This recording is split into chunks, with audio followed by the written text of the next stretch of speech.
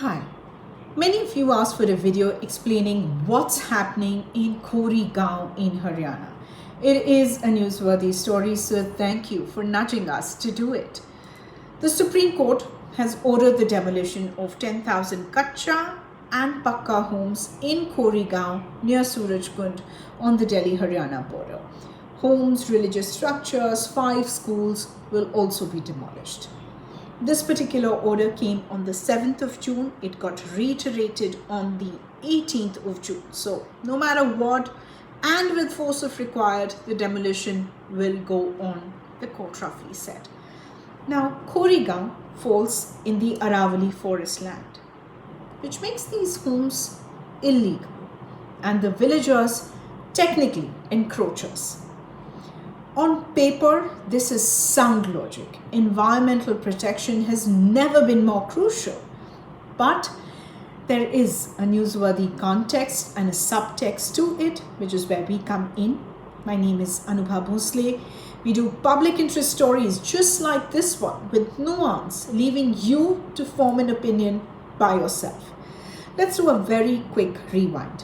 1950 onwards, mining and quarrying were rampant in the Aravali mountain range. This actually runs from Gujarat to Delhi through Rajasthan and parts of Haryana. Around the 1970s, quarry workers and their families from many parts of this country started settling down near the southern ridge, which is now called Koregaon or Kori Basti. In 2002, the Supreme Court banned mining and construction in the Aravali region unless it was permitted by the Environment Ministry. But both these activities continued sporadically and illegally. In fact, since the 2000s, migrant workers in the thousands have been moving to Koregaon. In fact, many got offers to buy land there to build small houses and shanties at affordable rates. Who was selling this land that can't be sold to migrant workers? Well, a syndicate of sorts of local property dealers and builders with political clout.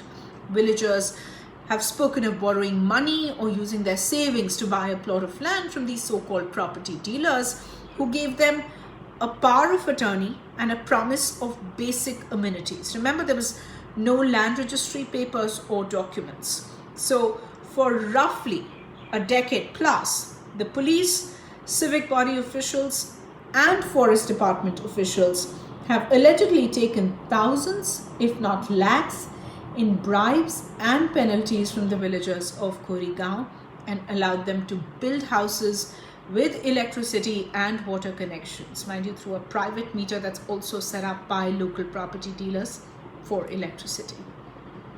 Villagers paid for all this with loans once again from family members or their savings, and they're still repaying them. All of this in the hope that the Basti will eventually be regularized like many others have. As I said before, there's no paper trail. All these years, it's been an open secret. The authorities, the police, everyone knew that people were constructing houses on forest land and they continued to profit from it. In fact, local politicians came knocking every time an election was around the corner. Residents have Aadhaar cards, ration cards with their homes in Koregaon submitted as proof of residence. Now, all of these were taken by the villagers of Koregaon as markers that this was all going to be legal and fine. The question is, what changed so suddenly that the eviction needs to happen now, by July 19th, as the court has said? In the middle of a pandemic, when there is still a partial curfew in Haryana, and at the onset of monsoon without any plan for the rehabilitation. The larger question is, how was all of this allowed for years? And what about neighboring structures like the Taj Vivanta Hotel, the Sarovar Portico Hotel, the Pinnacle Business Tower, the Radha Swami Satsang Center, and more affluent neighborhoods like Lal Kuan that also fall on forest land? Not just Koregaon, 3 days ago, Haryana's Archaeology Department has issued a notice saying that around 60 illegally built farmhouses on ASI land in the Aravali belt also need to be demolished without any compensation for encroachment. Now, these residents of Koregaon, they are migrant workers. They're employed as auto rickshaw pullers, technicians, plumbers. Many have been out of a job since the pandemic hit last year. Ideally, they want their houses not to be demolished, but they know it's a long shot. So, they are asking the court and the government to rehabilitate them before demolishing their houses. Now, that's another Pandora's box. According to the Haryana Urban Development Authority, only those residents with formal land registry papers dated after 2003 are eligible for rehabilitation.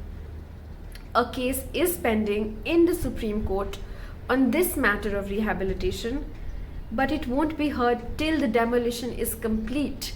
The court has made it clear, also saying that enough indulgence has been shown to the encroachers who are not living on ordinary land, enough time has been given, and that the state may do what needs to be done to minimize inconvenience caused to the people, but that the court's main concern was forest land.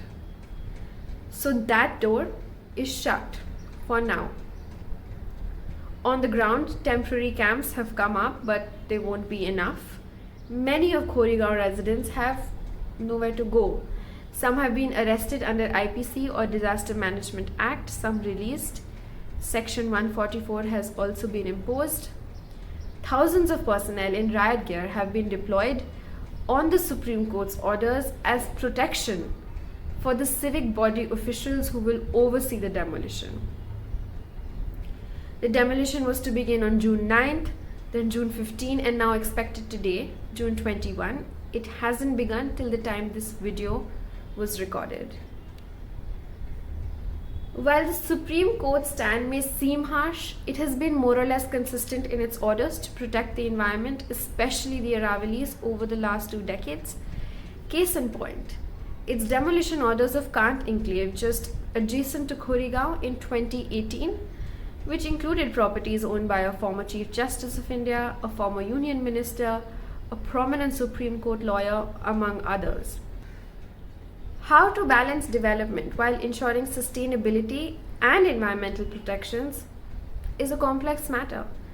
But almost all environmentalists will tell you conservation can't happen at the cost of the marginalized.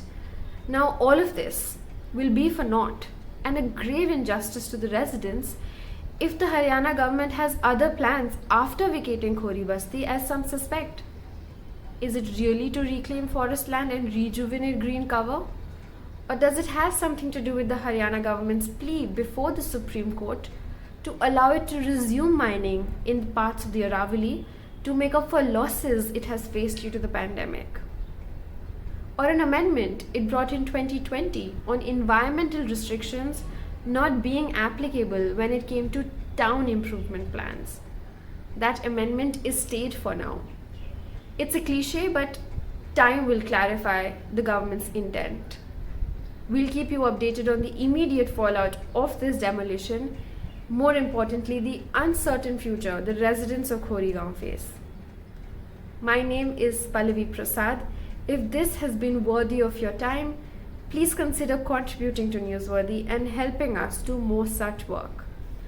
The link for that is in our bio or in the description, depending on which platform you're watching this on. From Anubha and I, thank you so much for your time today.